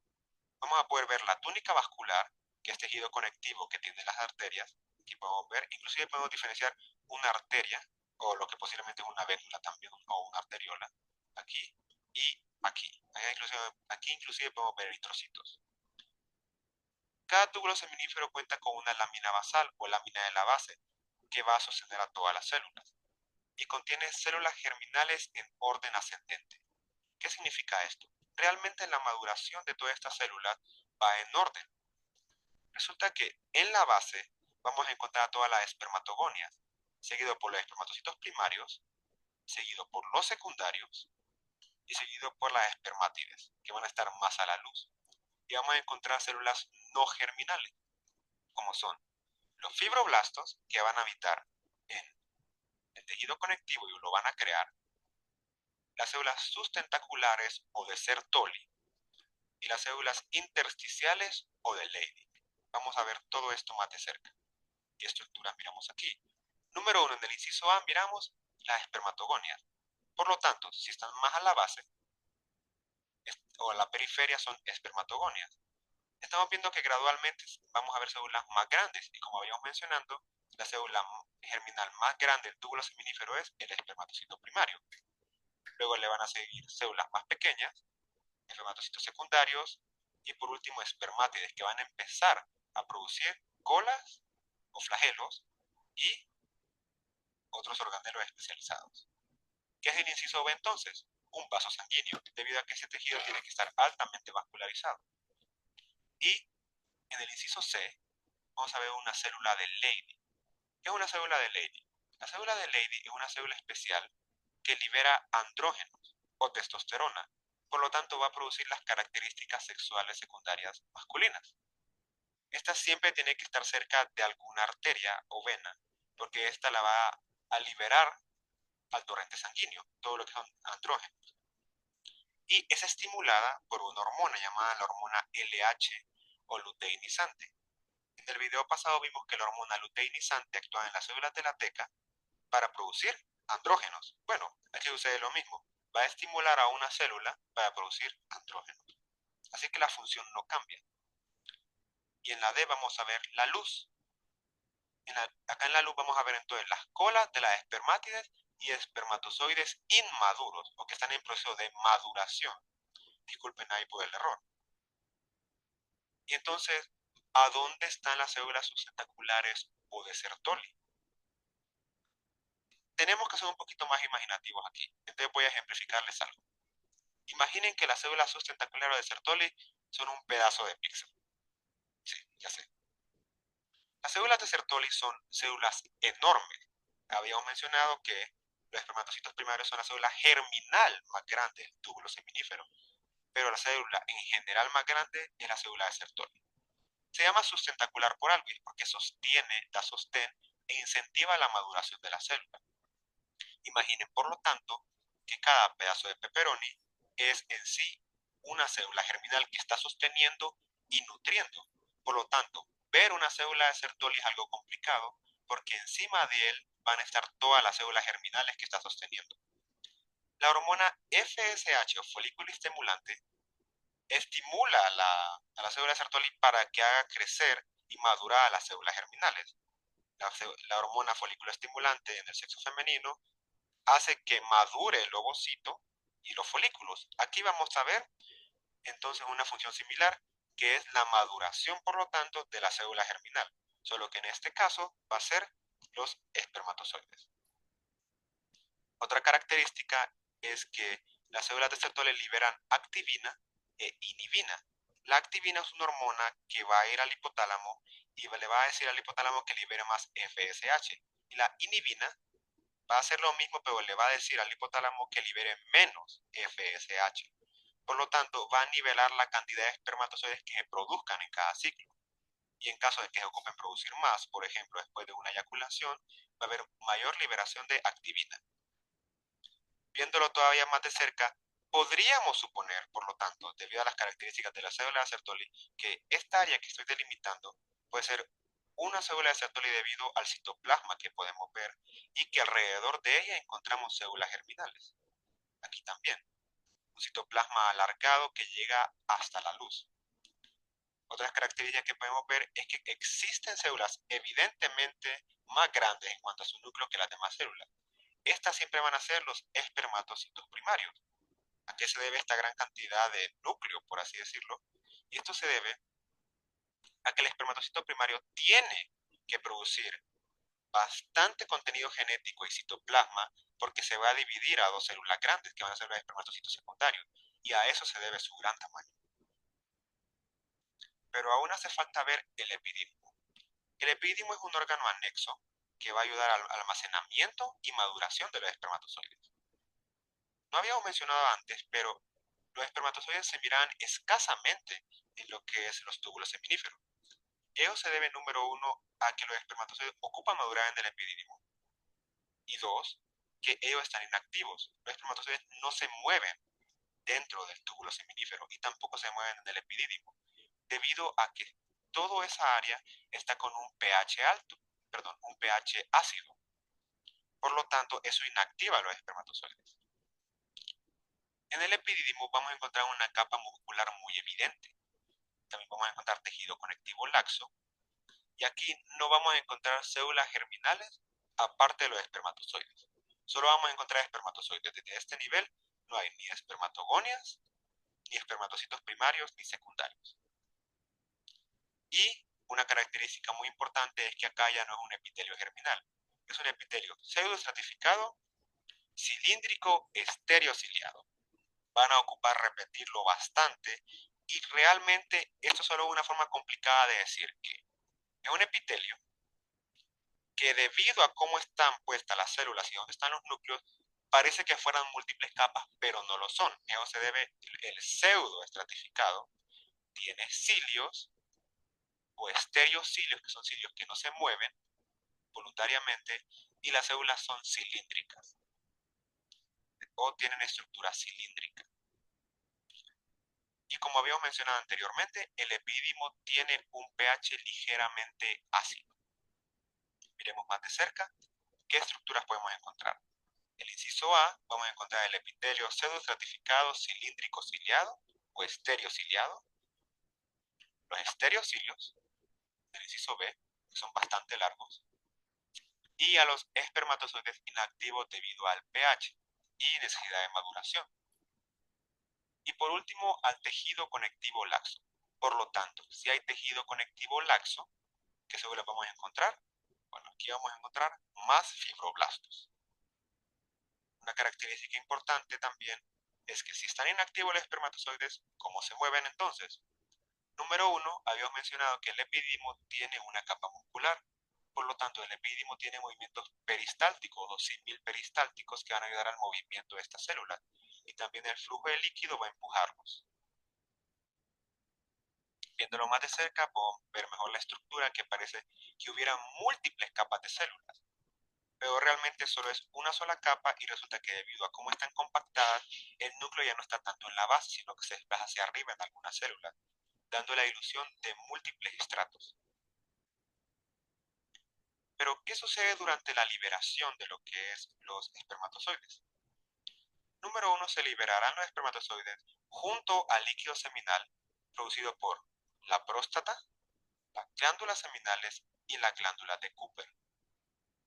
Estas van a seguir el camino de testículo, epidimo madurarán,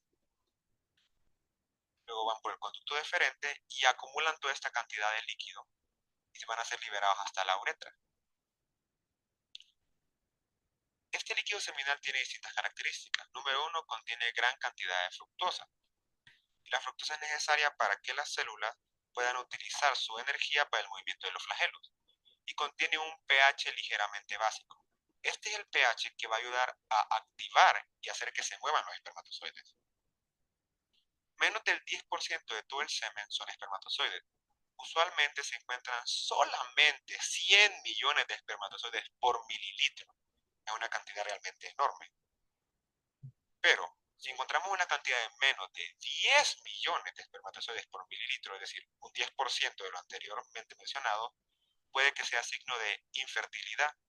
Pero también tenemos que ver otras variables, como es la movilidad de los espermatozoides. ¿Y qué sucede en el útero durante la fecundación? Bueno, cuando entra el espermatozoide, primero tiene que pasar por una etapa que se llama capacitación. Se ocupa capacitar para que éste pueda penetrar y combinarse con lo que es el ovocito maduro. Todo este proceso puede durar inclusive hasta 7 horas, un proceso bastante largo, y tiene que haber capacitación química y física por el espermatozoide. Cuando usted esta capacitación y se mueven hacia el ovocito, alrededor de solamente 200 espermatozoides llegarán hasta él. Es decir, que todos los millones de espermatozoides que habíamos mencionado anteriormente van a degenerar, no se van a mover o van a ser destruidos por el microambiente.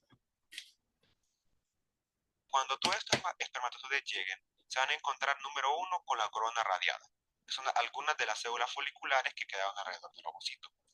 Estas van a intentar penetrar lo más posible hasta romper la corona radiada. Después de eso, tienen que pasar por la zona pelúcida. Ahora es donde va a actuar lo que es el acrosoma. Y va a suceder la reacción acrosómica, en el cual hay enzimas en el organelo en forma de capucho, en la cabeza del espermatozoide, que van a romper la zona pelúcida, con enzimas como la hialuronidasa y la acrosina. Después de que este penetre la zona pelúcida, puede suceder otra reacción, que se va a llamar la reacción zonal. Cuando uno logre penetrar, la zona pelúcida va a cambiar estructuralmente y se va a deshabilitar y va a evitar el paso de otros espermatozoides, permitiendo que solamente uno pase. Esto es lo que sucede en condiciones normales. En condiciones patológicas, inclusive pueden pasar 2 o 3, y esto es incompatible con la vida.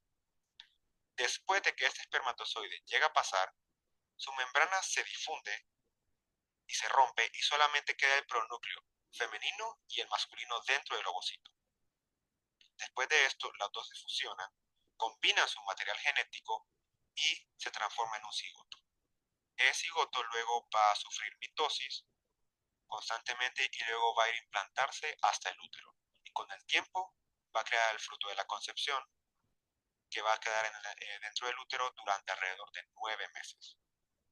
Pero ese es un tema que vamos a ver hasta el futuro. Muchísimas gracias por su atención de nuevo. Acá está la... Sale, chicos, este es uno. Y déjenme, les pongo el otro.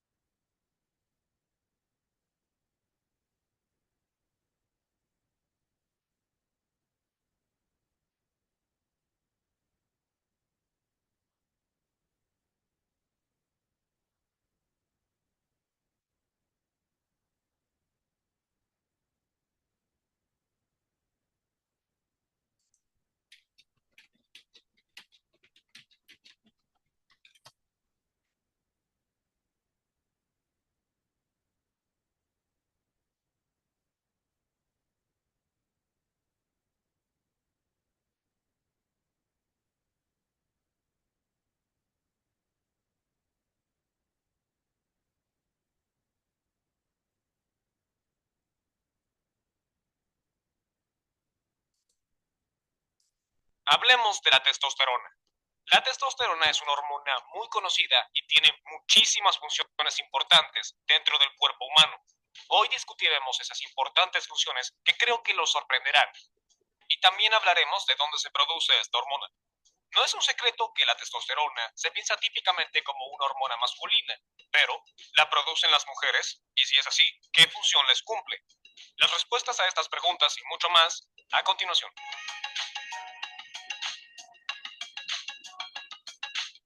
Primero, ¿qué es la testosterona?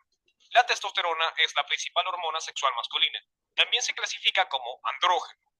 Los andrógenos son hormonas esteroides que promueven el desarrollo de las características masculinas. Y hablaremos de los detalles de estas características después, pero tengan en cuenta que hay múltiples andrógenos en el cuerpo humano. Es solo que la testosterona es mucho más abundante y por lo tanto tiene mayor efecto. Por eso la testosterona es llamada la principal hormona sexual masculina. De nuevo discutiremos si las mujeres la producen y qué les hace, pero para ayudarnos con esto, vamos a ir a ver a dónde se produce la testosterona. Y no les sorprenderá saber que tenemos que ver los testículos. Testosterona, testículos, tiene sentido que se produzca ahí. Así que echemos un vistazo a esta disección. Aquí están viendo el lado derecho de ingle de cerca y pueden ver aquí el testículo derecho. Pueden ver que obviamente lo hemos removido de su saco escrotal.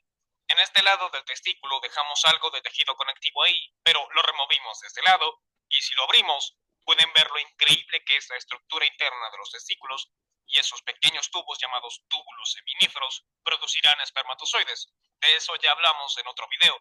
Pero intercalado por ahí veríamos otro tipo de célula llamada intersticial o de Leydig. Y esas células de Leydig serán responsables de producir y secretar la testosterona. Lo que también es genial en esta disección es que hay otra estructura llamada cordón espermático, lo que estoy tomando aquí.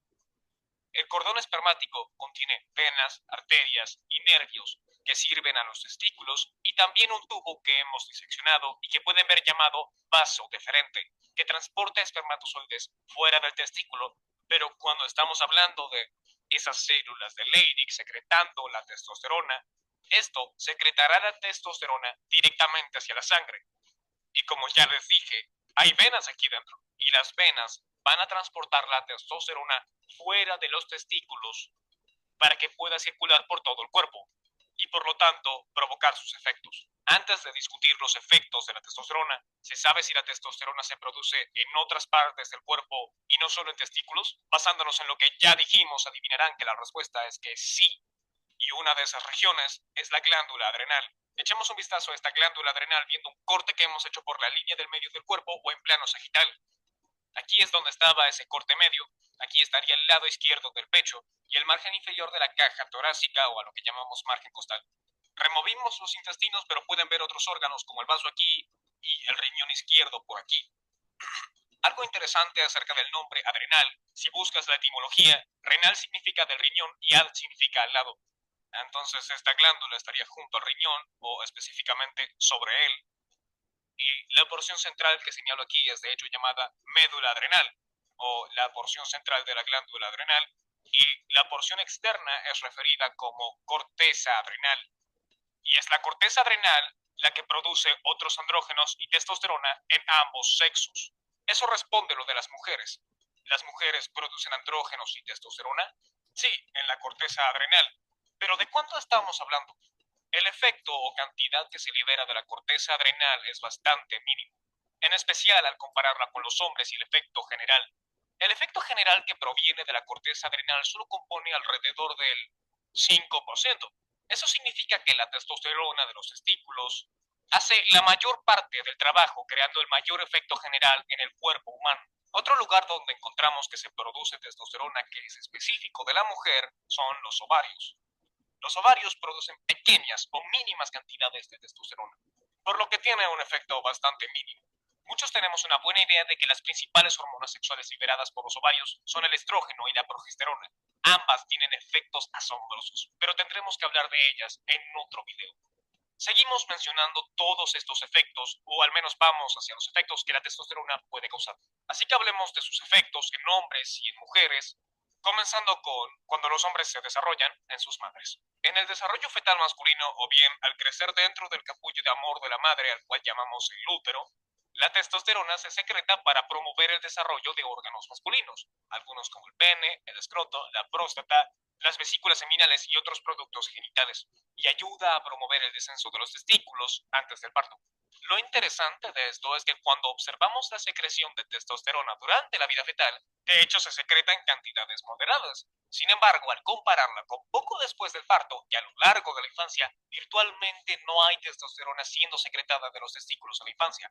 Eso no cambia hasta los 10 a 13 años, cuando todos sabemos que ocurre en ese momento mágico de la vida que llamamos pubertad. Y entonces la testosterona en los hombres aumentará, lo que la hará responsable de algunos otros efectos a través de tu cuerpo.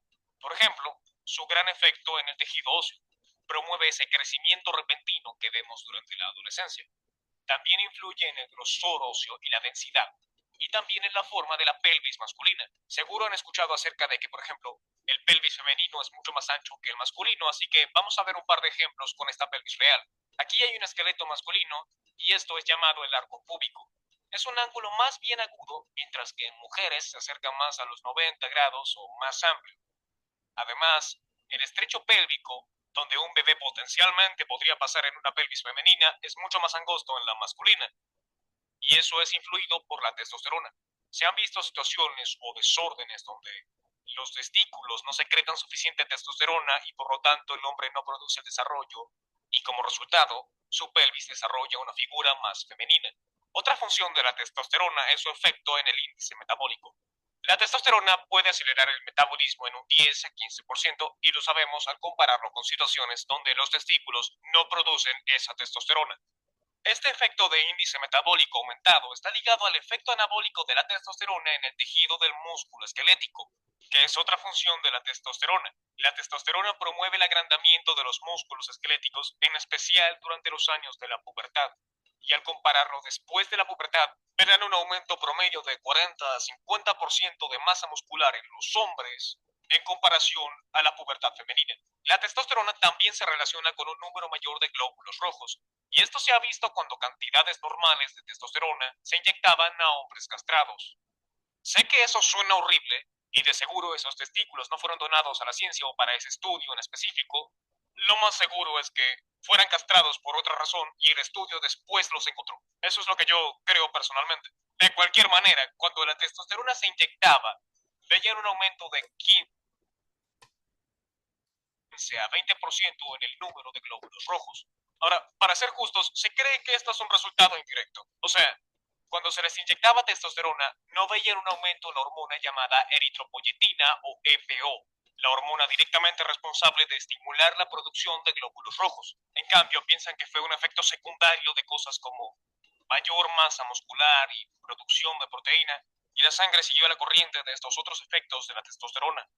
La testosterona además aumenta cosas como la producción de esperma o la regulación del mismo, aumenta el líbido, que es la sensación de querer hacer cosas amorosas. La testosterona también tiene un poderoso efecto en las características sexuales primarias y secundarias. De las características primarias ya hemos hablado.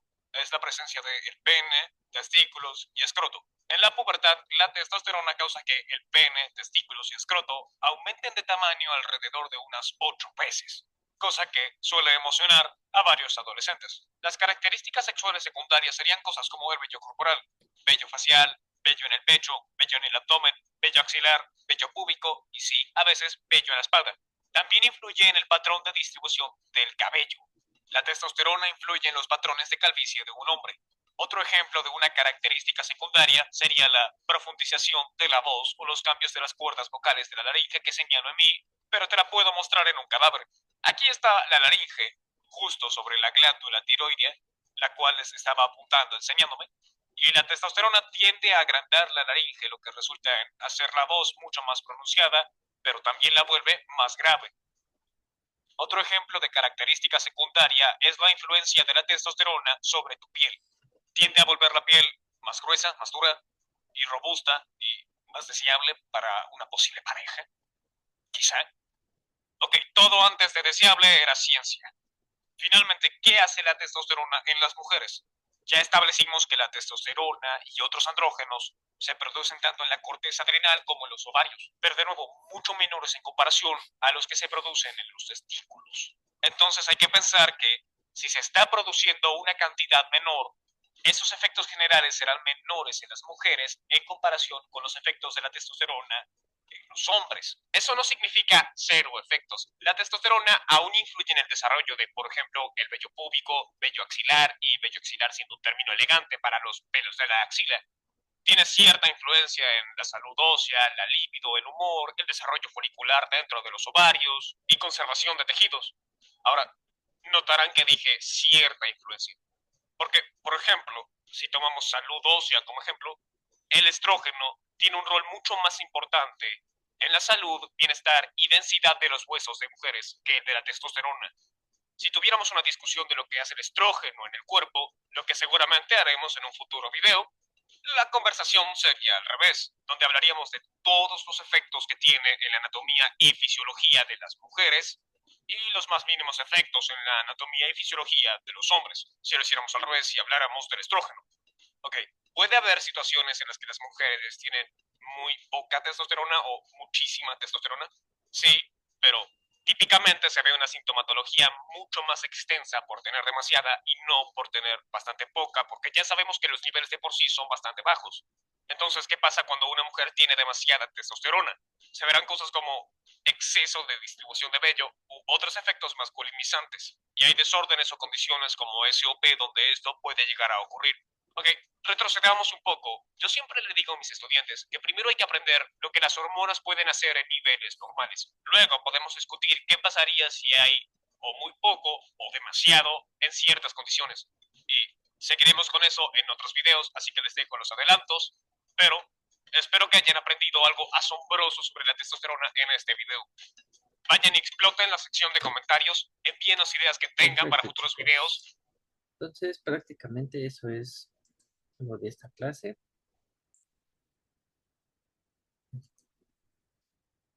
Mm, Aquí concluiremos con estas primeros temas. Igual les voy a ir mandando, si es que hay tarea, les voy a ir mandando las diapositivas para que ustedes las tengan y puedan ir estudiando. ¿Sale, chicos? Entonces, nos estamos viendo y cualquier cosa, pues ya saben que estoy ahí atento a ustedes.